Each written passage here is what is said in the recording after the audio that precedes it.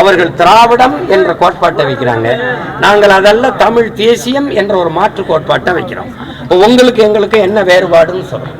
நீங்க வீழ்வது நாமாக இருந்தாலும் வாழ்வது தமிழாக இருக்கட்டும்னு சொன்னீங்க. ஆனால் இன்றைக்கு வீழ்வது தமிழாக இருக்கட்டும் இருந்தாலும் வாழ்வது நாமாக இருக்கட்டும்னு மாத்திட்டீங்க. எங்கும் தமிழ் எதிலும் தமிழ். நீங்க இப்ப எங்கேயும் இல்ல தமிழ்ங்கிற நிலைமைக்கு வந்துருச்சு. அதனால நாங்க அதை மாத்த நினைக்கிறோம். நம்ம ஒரு கோட்பாட்டை ஒன்னுலயும் மாத்திரம். கல்வி மானுட உரிமை, அதை கொடுக்க வேண்டியது அரசின் கடமை. நீங்க கொடுக்காமல் இருப்பது மாபெரும் கொடுமைன்னு நாங்க கல்வியை எல்லாருக்கும் சரியா சமமா கொடுக்கணும் அப்படின்னு ஒரு வரோம். அது தரமா கொடுக்கணும்னு நினைக்கிறோம். அதே மாதிரி மருத்துவம் ஒரு மகத்தான சேவை, அது என் மக்களுக்கு தேவைன்னு நினைக்கிறோம். அதை ஆகச்சிறந்த மருத்துவத்தை ஒரு 8 கோடி மக்களால் நிறுவப்பட்ட ஒரு அதிகாரத்தால் தர முடியாத கல்வி மருத்துவத்தை ஒரு தனியார் முதலாளி கொடுத்து விடுவான் என்பதை நான் ஏற்கல. நான் அவனை விட பல மடங்கு தரமா என் மக்களுக்கு கல்வி மருத்துவத்தை குடிநீர் விநியோகத்தை நான் கொடுக்க முடியும்னு நான் நினைக்கிறேங்கிற கோட்பாட்டை நான் வைக்கிறேன். நான் அதை செய்வேங்கிறேன். அப்படி சொல்லிதான் நீங்க பண்ண முடியும்.